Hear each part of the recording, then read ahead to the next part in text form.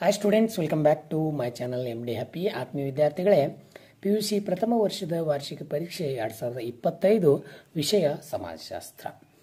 ಆತ್ಮೀಯ ವಿದ್ಯಾರ್ಥಿಗಳೇ, ಇನ್ನೂ ಯಾರು ಕೆಲವು ಡಿಸ್ಟಿಕ್ನಲ್ಲಿ ಸಮಾಜಶಾಸ್ತ್ರ ಪರೀಕ್ಷೆ ಅಂದರೆ ಸೋಷಾಲಜಿ ಪರೀಕ್ಷೆ ಇನ್ನೂ ಆಗಿರೋದಿಲ್ಲ, ಅಂತಹ ಒಂದು ಡಿಸ್ಟಿಕ್ಗಳಿಗೆ, ಅಂತಹ ಒಂದು ವಿದ್ಯಾರ್ಥಿಗಳಿಗೆ, ಆ ಡಿಸ್ಟಿಕ್ನ ವಿದ್ಯಾರ್ಥಿಗಳಿಗೆ ಈ ಒಂದು ಪ್ರಶ್ನೆ ಪತ್ರಿಕೆ ಮಾದರಿ ಆಗ್ತದೆ ಅಂತ ಹೇಳಿ ನಾನು ಹೇಳ್ತೀನಿ. ಸೊ ಈ ಪ್ರಶ್ನೆ ಪತ್ರಿಕೆಯಲ್ಲಿ ನನಗೆ ಕಂಡು ಬಂದದ್ದೇನು ಅಂತಂದರೆ ಪ್ಯಾಟರ್ನ್ ಸೇಮ್ ಇದೆ, ಬಟ್ ಪ್ರಶ್ನೆಗಳನ್ನು ಏನು ಮಾಡಿದ್ದಾನೆ ಅಂತಂದರೆ ಅಧ್ಯಾಯದ ಮಧ್ಯಭಾಗದಿಂದ ಕೇಳಿರುವಂಥದ್ದು. ಮೊದಲೆಲ್ಲ ಏನು ಮಾಡ್ತಿದ್ರು ಮಂಡಳಿಯ ಅಂತಂದರೆ ಈ ಒಂದು ಅಭ್ಯಾಸದ ಹಿಂದ್ಗಡೆ ಬರುವಂಥ ಪ್ರಶ್ನೆಗಳನ್ನು ಜಾಸ್ತಿ ಕೇಳ್ತಾ ಇದ್ರು. ಆದರೆ ಈ ವರ್ಷ ಏನು ಮಾಡಿದ್ದಾರೆ ಅಂತಂದರೆ ಪ್ರಶ್ನೆಗಳನ್ನು ಚೇಂಜ್ ಮಾಡಿದ್ದಾರೆ. ಹಳೆ ಪ್ರಶ್ನೆ ಪತ್ರಿಕೆಯನ್ನು ಬಿಡಿಸಿ ನೋಡಿದಾಗ ಕೆಲವು ಪಾಸಿಂಗ್ ಪ್ರಶ್ನೆಗಳು ಮಾತ್ರ ಇಲ್ಲಿ ಬಂದಿವೆ, ಅದಂತ ಇಲ್ಲ. ಇನ್ನು ಸ್ಕೋರಿಂಗ್ ವಿದ್ಯಾರ್ಥಿಗಳಿಗೆ ದಯವಿಟ್ಟು ಗಮನಿಸಬೇಕು, ನೀವು ಸಂಪೂರ್ಣವಾಗಿ ಪ್ರಾಕ್ಟೀಸ್ ಮುಖಾಂತರ ನಿಮ್ಮ ಎಲ್ಲ ಪೂರ್ವ ಸಿದ್ಧತಾ ಪರೀಕ್ಷೆಗಳು, ಮಿಡ್ ಟರ್ಮು ಮತ್ತು ಜೊತೆಗೆ ಈ ಕಿರು ಪರೀಕ್ಷೆಗಳನ್ನು ಸರಿಯಾಗಿ ಬರೆದಿದ್ದರೆ ಈ ಒಂದು ಪ್ರಶ್ನೆ ಪತ್ರಿಕೆ ಬಿಡಿಸಲಿಕ್ಕೆ ಅನುಕೂಲ ಆಗ್ತದೆ ಅಂತ ಹೇಳ್ತೀನಿ.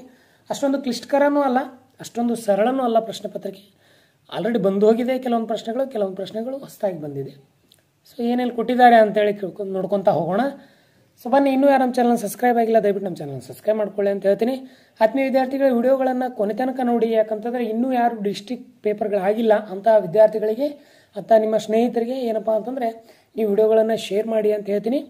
ಸೊ ಕಮೆಂಟ್ ಮೂಲಕ ನಮ್ಮ ವಿಡಿಯೋಗಳು ಮತ್ತು ನಮ್ಮ ಚಾನಲ್ ಬಗ್ಗೆ ಏನಾದರೂ ಅನಿಸಿಕೆಗಳಿದ್ದರೆ ನೀವು ದಯವಿಟ್ಟು ಕಮೆಂಟ್ ಮಾಡಿ ಅಂತ ಹೇಳ್ತೀನಿ. ವಿಡಿಯೋ ಲೈಕ್ ಆದರೆ ಒಂದು ಲೈಕ್ ಕೊಡಿ ಅಂತ ಹೇಳ್ತೀನಿ. ಸೊ ಬನ್ನಿ ಪ್ರಶ್ನೆ ಪತ್ರಿಕೆ ನೋಡೋಣ. ಸರಿಯಾದ ಉತ್ತರಗಳನ್ನು ಆರಿಸಿ ಬರೆಯಿರಿ. ಓಜೋನ್ ಪದರದಲ್ಲಿನ ರಂಧ್ರವನ್ನು ಗುರುತಿಸಿದವರು ಅಂತಂದರೆ ಫಾರ್ಮನ್.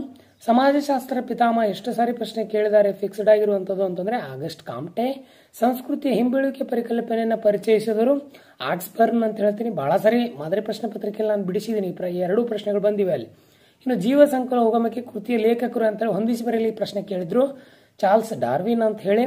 ಇನ್ನು ಮಾಧ್ಯಮಿಕ ದತ್ತಾಂಶ ಮೂಲ ಅಂತಂದರೆ ಅದು ಅವಲೋಕನ ಅಂತ ಹೇಳ್ತೀವಿ. 5 ಅಂಕದ ಭಾಳ ಸರಳವಾಗಿ, 1-2 ಪ್ರಶ್ನೆ ಮತ್ತು ಡಿಫಿಕಲ್ಟ್ ಅಂತ ಏನಿಲ್ಲ, ಸರಳವಾಗಿ ಕೇಳಿದ್ದಾರೆ. ಸೊ ಮುಂದೆ ನೋಡ್ತಾ ಹೋಗೋಣ. ಬಿಟ್ಟ ಸ್ಥಳ.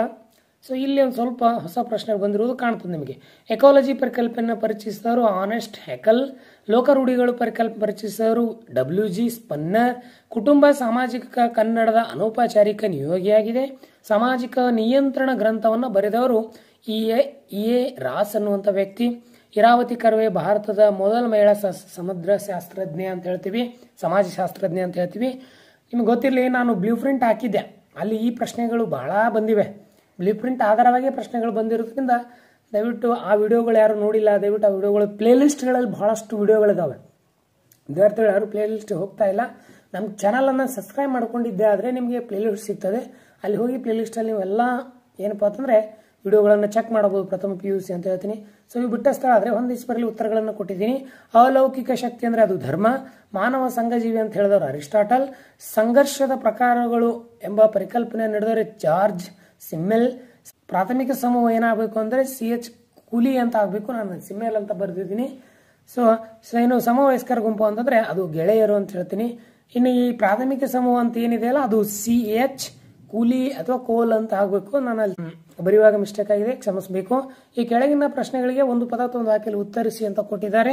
ಪ್ರಾಥಮಿಕ ಗುರುತಿಸುವಿಕೆ ಎಂದರು ಏನು ಅಂತಂದಾಗ ಇದು 2 ಅಂಕದ ಪ್ರಶ್ನೆನ ನಿಮಗೆ ಇಲ್ಲಿ 1 ಅಂಕ ಕೇಳಿದ್ದಾರೆ. ಏನಂಗಂದ್ರೆ ಮೌಖಿಕ ಹಂತದಲ್ಲಿ ತಾಯಿ ಮತ್ತು ಮಗು ಐಕ್ಯರಾಗಿದ್ದು ಅವರ ಪಾತ್ರಗಳ ನಡುವೆ ಸ್ಪಷ್ಟವಾದ ವ್ಯತ್ಯಾಸ ಗುರುತಿಸಲಾಗುವುದಿಲ್ಲ. ಈ ಹಂತವನ್ನ ಪ್ರಾಥಮಿಕ ಗುರುತಿಸುವಿಕೆ ಎನ್ನುವರು. ನೋಡ್ರಿ, ಒಂದು ಹಂತದಲ್ಲಿ ತಾಯಿ ಮತ್ತು ಮಗು ಇಬ್ಬರು ತೀರ್ಕೊಂಡಿರ್ತಾರೆ, ಆದರೆ ಅವರ ನಡುವಿನ ಸ್ಪಷ್ಟ ವ್ಯತ್ಯಾಸ ಗುರುತಿಸಲಿಕ್ಕೆ ಸಾಧ್ಯನೇ ಇಲ್ಲ ಅಂತ ಹೇಳ್ತಾರೆ. ಇನ್ನು ವಿಜ್ಞಾನ ಎಂದರೇನು?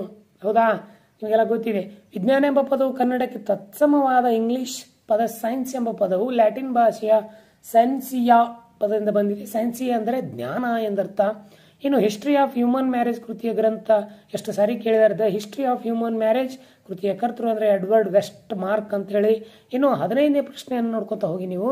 ಭೌತಿಕ ಸಂಸ್ಕೃತಿಗೆ ಉದಾಹರಣೆ ಕೊಡಿ ಅಂತಂದಾಗ ಅದು ಕಟ್ಟಡ, ವಾಹನ, ಯಂತ್ರೋಪಕರಣ, ಇನ್ನು ಕೆಲವು ಉದಾಹರಣೆಗಳನ್ನು ಬರ್ತಾವೆ, ಅಲ್ಲಿ ಕೊಡಬಹುದು ನೀವು ಭೌತಿಕ ಸಂಸ್ಕೃತಿಗೆ. ಇನ್ನು ಸಾಮಾಜಿಕ ಪರಿವರ್ತನೆ, ಸಾಮಾಜಿಕ ಸಂರಚನೆ ಮತ್ತು ಕಾರ್ಯಗಳಲ್ಲಿ ಉಂಟಾಗುವ ಬದಲಾವಣೆಗೆ ನಾವು ಸಾಮಾಜಿಕ ಪರಿವರ್ತನೆ ಅಂತ ಕರಿತೀವಿ. ಹೌದಾ.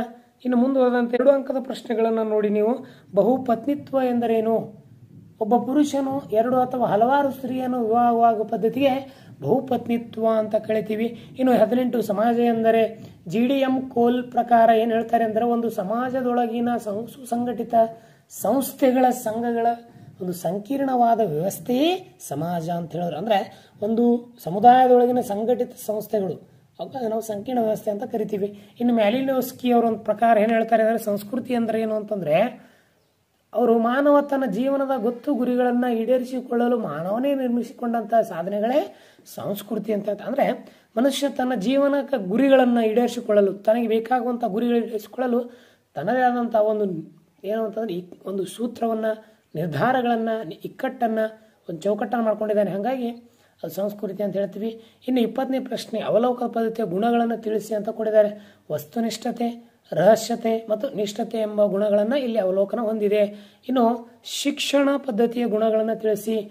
ಆಲೋಚನೆ, ಭಾವನೆ ಮತ್ತು ಕ್ರಿಯೆಗಳನ್ನು ತಿಳಿಸುವುದೇ ಒಂದು ನಾವೇನಂತೀವಿ ಶಿಕ್ಷಣ ಅಂತ ಕರಿತೀವಿ. ನಮ್ಮಲ್ಲಿ ಆಲೋಚನೆ ಇದೆ, ಭಾವನೆ ಇದೆ ಮತ್ತು ಕ್ರಿಯೆಯನ್ನು ಬೆಳೆಸುವಂಥ ಒಂದು ಕಲೆ ಇದೆ ಅಲ್ಲ, ಅದು ಶಿಕ್ಷಣ ಅಂತ ಕರಿತೀವಿ.